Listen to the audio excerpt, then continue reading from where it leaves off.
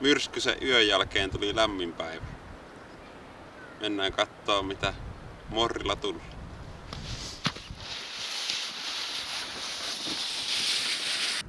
Mä laitoin noin kärpäsen toukat tuolta ihan toisesta päästä kiinni, niin ne pääsee kunnolla liikuskelemaan tossa koukussa. Tänään tuulee. Näin se on. En tiedä paljonko siellä suhisee, mutta semmonen päivä tänään on.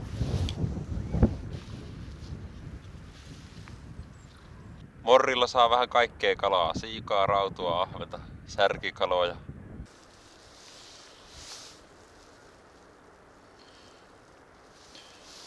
Yleensä paikkaa vaihtaa, jos menee pidemmälle, niin kannattaa ottaa nämä toukat pois, niin se ei vahingossakaan jää siihen morriin kiinni, mutta nyt kun en mene kauemmaksi ja puhu omasta puolestani, niin jätän ne vielä siihen katsomaan. Lämmin keli, niin ne ei mene miksikään sinällään.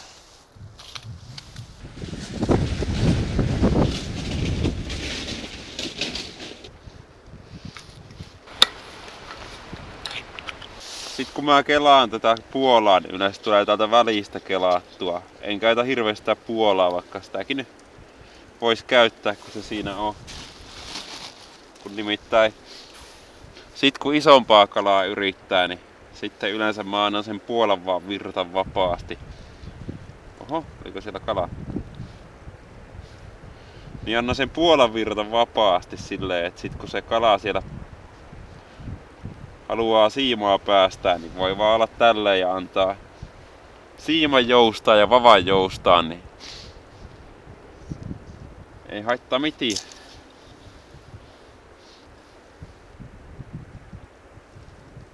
Se on kuule kevätkeli melkein kohta, kun yhtäkkiä niinku järven selkä pimeenee ja lunta työntyy.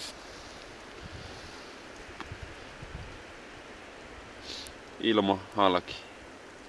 Olen tässä viime aikoina nähnyt paljon videoita, jossa morria ei laiteta yhtään syöttiä. Monesti se on pystypilkki eli roiko alla, mutta kyllä se silti syötin tarvii.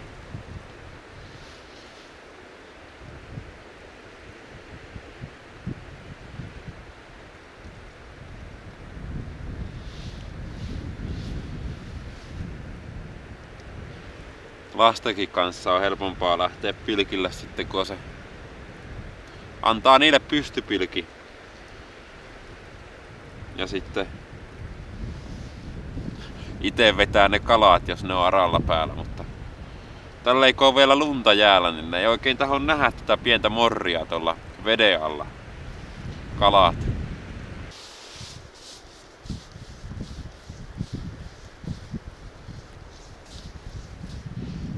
Talvella muuten tää haarukka vapauttaa siinä, että jos on sellaista jäistä sohjoa, niin kuin tässä nyt tää on toki pehmeät, kun on plusasteita, mutta se siima ei jää siinä minnekään kiinni. Ja sit jos se kala on saanut vähän nostettua sinne ylemmäksi, niin sitä voi sitten seurata hyvin tällä haarukkavavalla, että kuinka korkealle se parvi siellä on noussut. Et jos on vaikka pienempää ahventa ja sitten kun on syönti päällä, niin ei tarvii enää kärkeä katsoa niin paljon, että voi katsoa suoraan siimasta, niin saa suoraan nostettua niitä kaloja siihen tuohon vähän enemmän jää alle ja se on sitten helpompaa noukkia parvea ylös. Keskitalvella myös tää kela kannattaa olla silleen umpinainen, että on sellaisia morrivapoja, joihin sitä lunta ja pakkasta ei pääse sisään. Tai ainakaan sitä lunta, kyllähän siellä pakkasta on. Mutta se lumi ei pääse niinku tekemään sitä, että sinne menee sohjoa ja vettä ja lunta ja mössöä tänne siimaan, niin sit se ei meinaa tulla tolla, ja kun ohuilla siimoilla mennään, niin varsinkin keskitalvella, jos on huono syönti, niin sitten voi käydä niin, että se pahimmassa tapauksessa katkee se siima sillä hetkellä, kun on kala kiinni. Jotkut käyttää alle 0,10 siimaa tässä touhussa, mutta itellä taitaa olla se 0,10 ollut ohuinta. 0,12 ja silleen kun iso ahve voi iskeä, vaikka nyt Ei sitä oikein tiedä, että milloin se iskee.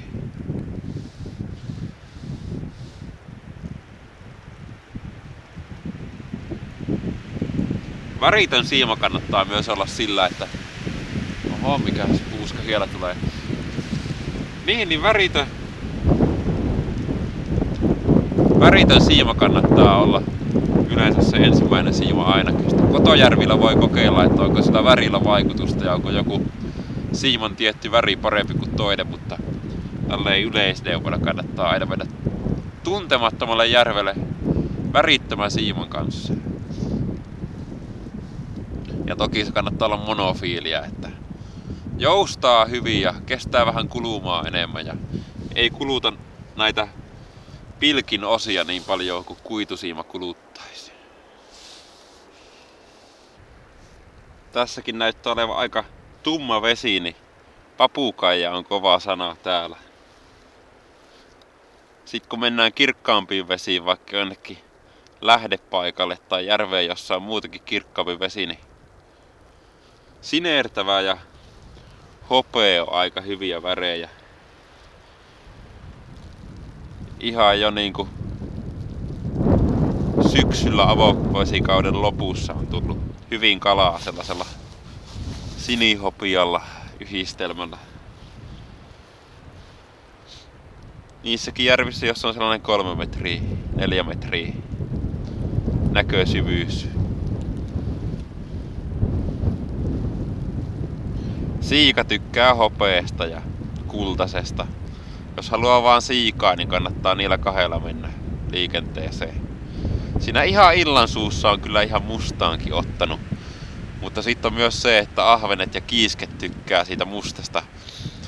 Varsinkin huonommalla syönnillä, niin voi olla, että siellä on sitten niin paljon kiiskiä ja ahvenia katsomassa, että jos ei ole 2 kilon siika liikkumassa alla tai isompi parvi, niin ne ei uskalla tulla enää, kun ahvenia on niin paljon tuossa ihmettelemässä morria avannon alla.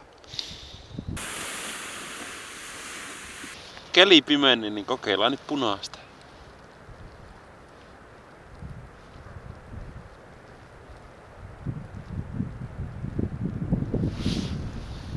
Vaikka kyllähän se tossa voi taas kirkastua tuolla melkein sinistä taivasta horisontissa.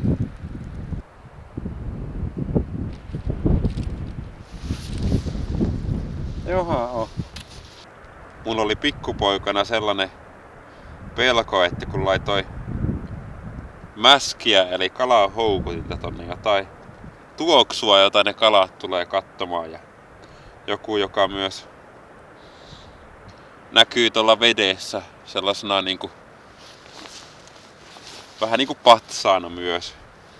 Niin mulla oli sellainen pelko, että mä laitan sitä houkutusainetta eli mäskiä liikaa, niin tuli laitettua sitä aina pikkusen koko ajan. Niin jos vaan sattui särkeä olemaan, voiko sanoa, että siihen aikaan vielä täällä oli, niin siihen aikaan sain piettyä sen särkiparven tossa avannon alla aika mallikkaasti.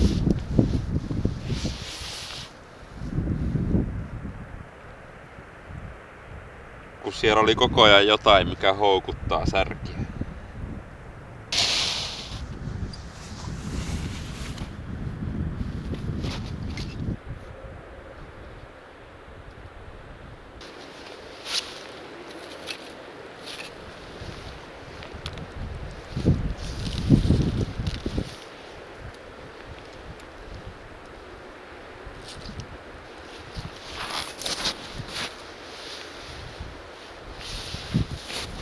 Tässä nyt näyttää tulevan vähän joka puolelta.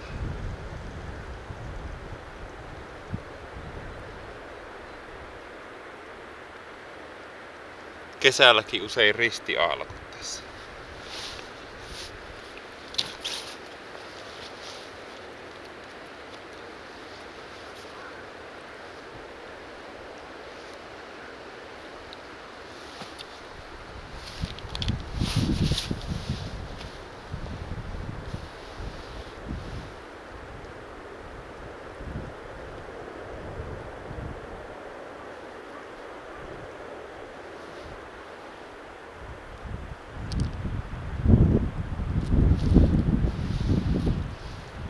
tuli pieni taas.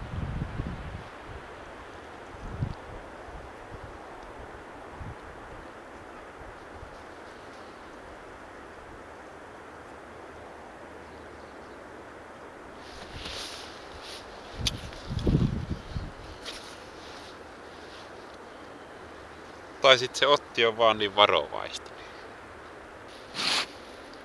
Kärpäsen toukkia tai pinkiöitä kannattaa käyttää tässä nyt.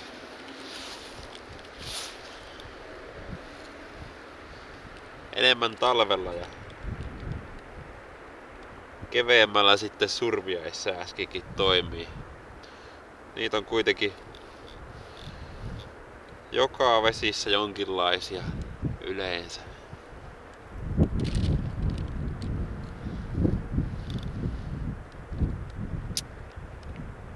Sitten jos oikein haluaa, niin voi putsata tuon avannon tossa ja katsoa, että se morri pyörii siellä sellaista, kun tekee tällaista liikettä, niin pikku kehää ympäri.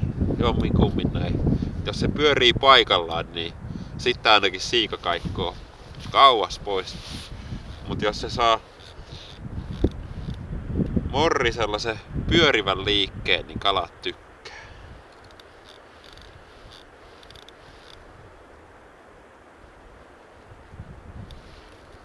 Pohja ja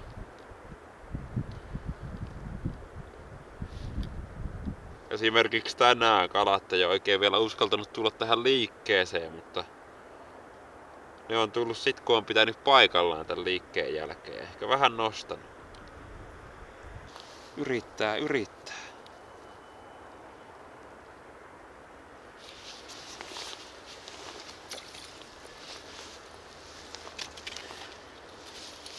Ne ei tainnut tulla se isoin, mutta sen kuitenkin.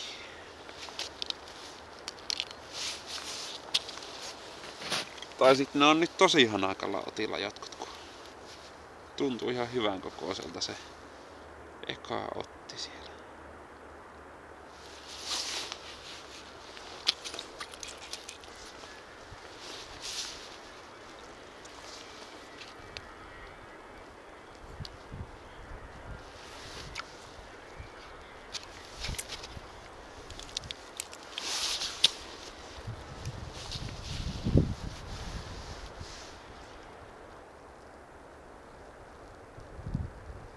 Sitä aina välillä miettii, että kun ahventa on tullut reiästä tälleen keskitalvella, että pitäisikö vaihtaa paikkaa, että löytyisikö vielä parempi paikka. Ja keveemmällä sitten yleensä miettii vaan, että milloin se seuraava parvi tulee alle, kun uskoo enemmän kalojen liikkeeseen ja siihen, että ne oikeesti yrittää etsiä jotain syötävää tolla ja menee ees on taas.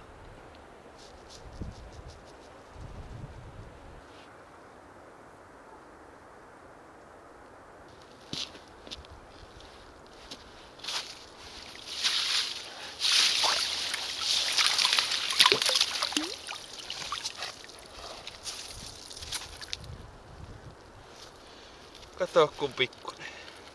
Ihan pikkunen. Sinne putos.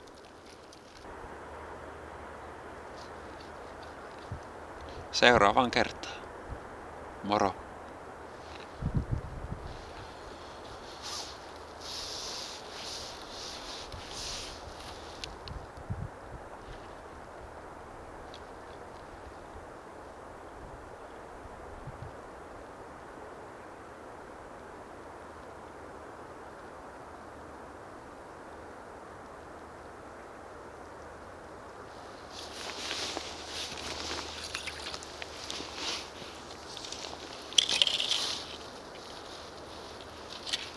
Nytkö niitä sitten alkoi tulla?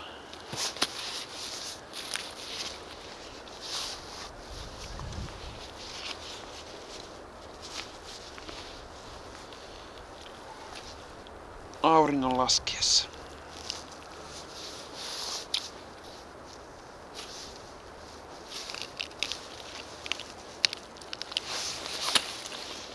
Saa nähdä, oliko sattuma kaveri.